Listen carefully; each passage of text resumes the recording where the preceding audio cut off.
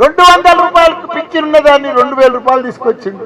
ఎవరితో సాధ్యం కాదని అసాధ్యమైన పని సుసాధ్యం చేసిన ఘనత మన కేసీఆర్ గారు. 46,000 చెరువులు ఉంటే తెలంగాణలో నిండు కుండలెక్క ఎండాకాలం మే నెలలా ఇంత ఎండలు కొట్టినా కానీ ఆ చెర్లలో నీళ్ళు అట్నే ఉంటుండే. 3 కోట్ల లక్షల టన్నుల ధాన్యం పండించిన ఘనత దేశంలోనే. అన్నం పెట్టే రైతన్నలను తయారు చేసిన ఘనత మన కేసీఆర్ కాదా? వాళ్ళకి సకాలంలో రైతు బంధు ఇచ్చి, రైతు భూమి ఇచ్చి, పెట్టుబడి ఇచ్చి, ఎరువులు అందించి, సాగునీరు ఇచ్చి, కరెంట్ ఇచ్చి, వాళ్ళకు పంటలు పండించి, పంటలు పండినాక సకాలంలో కొని వాళ్ళకు మంచిగా పైసలు వేస్తే ప్రజలు ఎంత మోసపోయారు. 4 నెలలనే కాంగ్రెస్ వచ్చింది, కొద్ది మోడల్ వచ్చింది. 4 నెలలని వాళ్ళు ఒకటే పని పెట్టిరప్ప. అసలు ఒకటే పని, కేసీఆర్ తిట్టాలి, కేటీఆర్ తిట్టాలి, వాళ్ళని జైలు వేస్తాం, వీళ్ళని జైలు వేస్తాం. ఇదేంటా ఇది? అరే ఎవరైనా పని చేసుకోవాలని తిడతారా? నీ ముఖానికి, కాంగ్రెస్ ముఖానికి కానీ బీజేపీ ముఖానికి కానీ ఎప్పుడన్నా సాగునీరు ఇచ్చిర్రా? ఏ రాష్ట్రంలో తాగునీరు, ఇంటింటికి తాగునీరు ఇచ్చిర్రా? 24 గంటల కరెంట్ ఇచ్చిర్రా? దేశంలో 28 రాష్ట్రాలు ఉన్నాయి, ఒక్క రాష్ట్రం చూపారు మీరు. అసలు మీకు ఓట్లు అడిగే హక్కు, తెలంగాణలో నైతిక హక్కు మీకు లేనే లేదు. ప్రజలు మీకు ఎయ్యలేయారు ఎప్పుడు కూడా.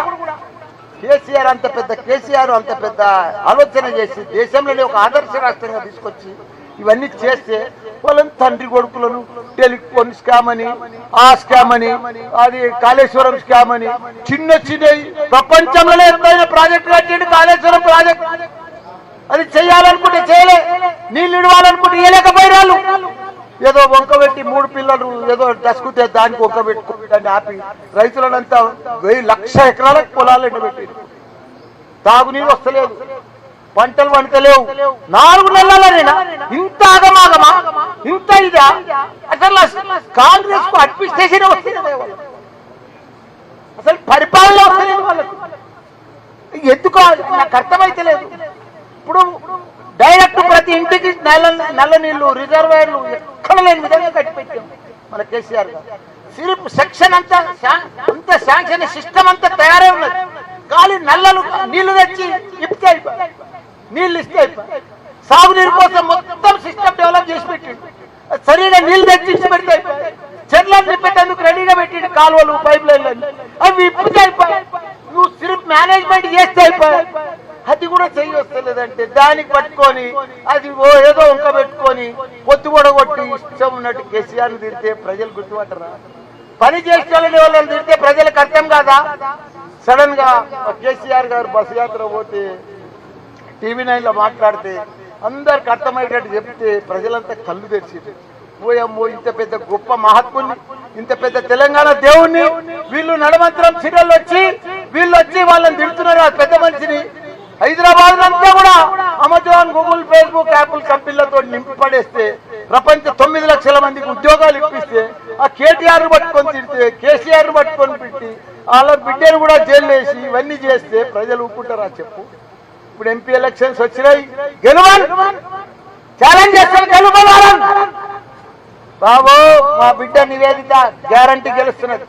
మా తమ్ముడు రాగి లక్ష్మారెడ్డి గ్యారంటీ. ప్రజలంతా మా దగ్గర ఉన్నారు, మేము పని చేసినాం.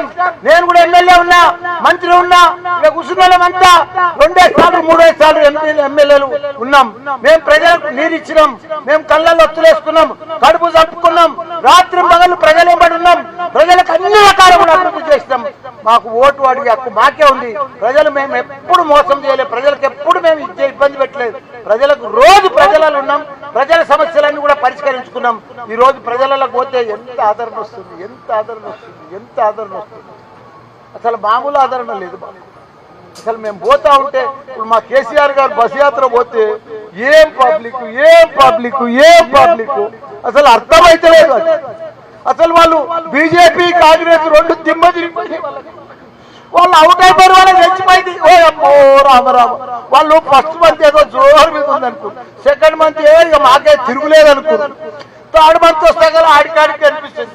ఇక 4th మంత్ వస్తే కదా మొత్తం కుప్పకూలిపోయింది కాంగ్రెస్, బీజేపీ. లేదా ఆదరణ మీకు కూడా తెలుసు, అందుకే అవుతున్నారు మీకు. అసలు బీజేపీకి కాంగ్రెస్ కు ఓటు బ్యాంకు లేనే లేదు, ఒక లీడర్ లేడు. మా కృష్ణ 3 సార్లు గెలిచాడు. బీజేపీని కాంగ్రెస్ చూపియాడా? ఇప్పుడు మా 2-3 సార్లు గెలిచాడు, చూపిరాడా? ఓటు లేరు, క్యాడర్ లేరు, ఓటర్స్ అంతా ఎందుకని పని చేస్తాం. 36 ఫ్లైఓవర్లు కట్టించండి మా కేటీఆర్ గారు సిటీలో, ఎక్కడ కూడా సిగ్నల్ పై ప్రయాణం చేస్తే. అంత గొప్ప పని చేసిండు. వాళ్ళని పట్టుకొని వీళ్ళు మంత్రులు సీఎం కాడికి వెళ్ళి తిరుగుతురా. ఆ బీజేపీనేమో వాళ్ళు ఒక ఫేమస్ అయిపోయింది గాడిదగుడ్డు బొమ్మ పెట్టుకొని, ఓలేమో గాడిదగుడ్డు బొమ్మ అంటారు, ఓలేమో గాడిదగుడ్డు పెట్టి అంటారు.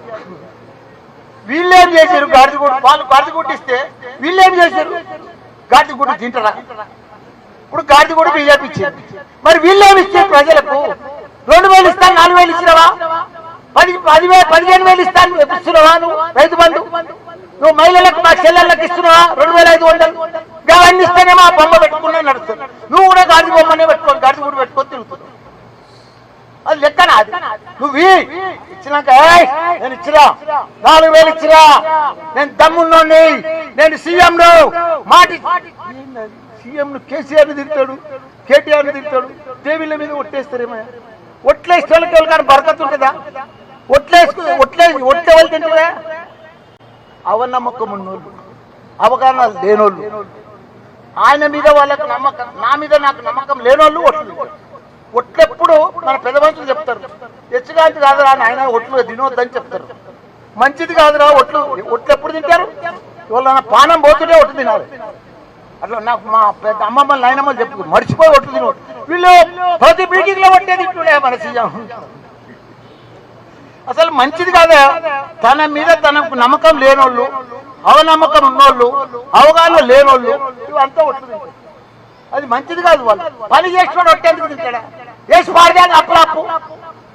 ఇప్పుడు మేము 7 లక్షలు అప్పు చేసినాము, అందులో 14 లక్షలు అప్పు చేసి నువ్వు అప్పు చేసి వేసాయి, 4000 వేసాయి, 2500 మా చెల్లెళ్ళకి వేసాయి. నీకేమంటున్నా చెప్పు? నిన్ను ఎవరు ఆపుతున్నారు? నువ్వు సీఎం కాదా? ఇంకా ఆపేది ఎందుక? మాటిచ్చినావు కదా నువ్వు. 9 తారీఖు రైతు బంద్ చేస్తున్నావు, రైతు మాఫీ చేస్తాను. తప్పే ఉంది. 15 ఆగస్టు ఎందుకు? ఇంకా 20 ఆగస్టు ఎందుకు? ఏ చేస్తే పని అయిపోతుంది కదా. కాబట్టి దయచేసి పబ్లిక్ అర్థమైపోయింది. మాకే బాధ, ప్రజలు కూడా ఇబ్బంది పడుతుంది. ఈ తిట్ల పురాణం బంద్ చేసి ప్రజలకు ఇచ్చిన మాట కట్టుబడి ఉండి పని చేసేది నేర్చుకోమని ఆ మంత్రులకు నేను కూడా ఉచిత సలహా ఇస్తాను. ఎందుకంటే అది పద్ధతి కాదు. ఓ గవర్నమెంట్ ప్రజలు మిమ్మల్ని ఎన్నుకున్నారు, 1.8% మిమ్మల్ని ఎన్నుకున్నప్పుడు ఎంత పర్సెంట్ మిమ్మల్ని ఎన్నుకున్నారు? మీరు సీఎం అయ్యారు, మంత్రులు. మీరు ప్రజలకు సేవ చేయండి. మీరు ఇచ్చిన మాట ఏంటి? మేము ఎందుకు మేము తిడుతున్నామా? మేము ఏమంటున్నాం? 6 గ్యారెంటీలు చేయండి అయినా, 5 ఏళ్ళు మీరే ఉండరు అయినా మంచిగా చేసుకోరు అంటున్నారు. బీజేపీ కూడా వాళ్ళకు ఓటాడిగా అక్కిందే. వాళ్ళకి సిలిండర్ 1200 తీసుకుపోయింది. ఇప్పుడు వీళ్ళు కూడా 0 కరెంట్ అంటున్నారు. కానీ ఇవ్వనుకో 10 మందికి మేము 10,000 పంచినాం చూడు. అప్పుడు అట్లా అయిపోయింది పరిస్థితి. 10 మందికి వచ్చింది, 100 మందికి రాలేదు కరెంట్. ఉల్టా పంచాదా ఇది? వాళ్ళే తెచ్చుకున్నారు ఈ కరెంట్ 0% మాట్లాడుకోవడం వచ్చిందా? అందుకే మీకు ఇదంతా మ్యాచ్ ఫిక్సింగ్ నడుస్తుంది ఇక్కడ అంతా కంటోన్మెంట్. అందుకే ప్రజలు ఎవ్వరు నమ్ముతలేరు. ప్రజలు ఎవరు నమ్ముతున్నారు? సాయన్న బిడ్డను 30 ఏళ్ళ కడుపుని చంపుకొని సొంత ఇల్లు లేకుండా మన కంటోన్మెంట్ లో డబల్ బెడ్రూమ్లు కట్టించి ప్రతి ఒక్కరికి సేవ చేసి ఫ్రీగా వాటర్ ఇచ్చి అందరికి సేవ చేసి కంటోన్మెంట్ అన్ని రకాల కూడా వాళ్ళకు సేవ చేసి మనకి అలా ఇంత అభివృద్ధి చేసిండు. ఆయనకు ఒకనాడు బీజేపీ ఉన్నది సెంట్రల్ 10 ఏళ్ళ సంది. నేను కూడా ఎంపీ ఉన్నట్టు 5 ఏళ్ల కింద. ఎంత బాధనే కంటోన్మెంట్. మనం పాకిస్తాన్లో ఉన్నామా, కంటోన్మెంట్ ఉన్నామా? అంత బాధ అనిపిస్తుంది ఒక్కోసారి. అప్పుడైతే నేను డిఫెన్స్ మినిస్టర్ కూడా పిలుచుకొచ్చిన. అరే చిన్న పూరి గుడిసా ఇల్లు కూలిపోతుంది, వర్షానికి కూలిపోతుంటే కూడా మనం రిపేర్ చేసుకునే పరిస్థితి లేదా కేంద్రంలో? అంత గోస. పిచ్చిల్ లైన్ కానీ, మట్మోడ్ కానీ, సిక్ విలేజ్ కానీ, ఉన్న ముస్లిం సోదరులు కానీ, క్రైస్తవ సోదరులు కానీ, ఎస్సీలు కానీ, ఎస్టీలు కానీ, యాడ ఉన్న గుడిసెలు అవే ఇల్లు. 50 ఏళ్ళు నేను పుట్టినప్పటి చూస్తుంది కంటోన్మెంట్ లో. అప్పుడు ఎట్లుండే ఇల్లు, ఇప్పుడు కూడా ఏమి. మన కంటోన్మెంట్ లో వాళ్ళు బీజేపీ ప్రభుత్వం అభివృద్ధి చేయలేదు. ఇప్పుడు మన రాగిడి లక్ష్మారెడ్డి అన్న ఎంపీ అయిందనుకో, నా లెక్క దుమ్ము లేపుతాడు. దయచేసి అందరికి కూడా చెప్తున్నా, మన రాగిడి లక్ష్మారెడ్డిని ఎంపీ గెలిపియాలి. గెలుస్తున్నాడు. ఇంతమంది ఎమ్మెల్యేలు ఉన్నాయా, డైరెక్ట్ రమ్మని ఛాలెంజ్ కూడా చేస్తాం మేము. మా ఎంపీ గెలుస్తున్నాడు, మా ఎమ్మెల్యే గెలుస్తున్నాడు, ఓపెన్ ఛాలెంజ్ చేస్తాం ఈ 2 సీట్ల మీద.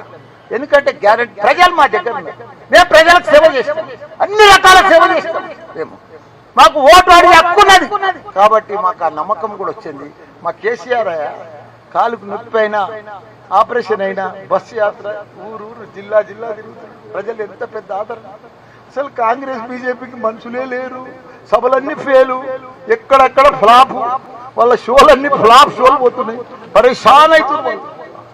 మేము 10-11 అంటున్నాం, మాకు 14 కూడా రావచ్చు. మాకు లెక్క కూడా తెలుస్తలేదు.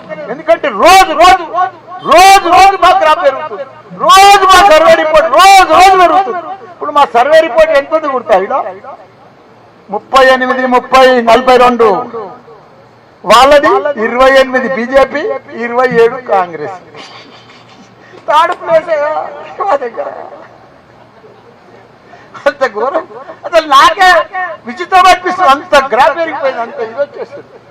మా అన్న ఎన్ని నోములు మోసిండు, ఎంత కష్టపడ్డాడు. ప్రజలకు, పేద ప్రజలకు ఎంతో సేవ చేసిండు. ఆయన మంచి 25 ఏళ్ళ సార్ సేవ చేసుకుంటుంటే అవన్నీ సక్సెస్ అవుతున్నాయి. ఆమె కూడా వాళ్ళ నాయన మీదికెళ్ళి, వాళ్ళ బిడ్డ, వాళ్ళ అక్క, చెల్లె మీదికెళ్ళి చూస్తున్నారు. సాయన్న మీదికెళ్ళి మిమ్మల్ని కూడా చూస్తున్నాడు. అందరినీ మంచిగా రాయండి, మంచిగా చూడండి, మంచిగా పేపర్లో పెట్టండి. ఎందుకంటే ఆయన మీ అందరికి కూడా సేవ చేసిండు, కష్టపడ్డాడు 30 ఏళ్ళ సంది. ఆయన ఆత్మశాంతి ఇవ్వాలంటే మన సాయన్న బిడ్డను గెలిపియాలి మనం. కాబట్టి మనం ఆ సాయన్న రుణం తీర్చుకోవాలంటే సాయన్న బిడ్డకు ఓటేయాలని మీ అందరికి కూడా మనవి చేస్తున్నా. తప్పకుండా భారీ మెజారిటీతో మేము గెలుపబోతున్నాం. అందరికి కూడా జూన్ 4th నాడు ధూమ్ ధామ్ ధూమ్ మచాలే.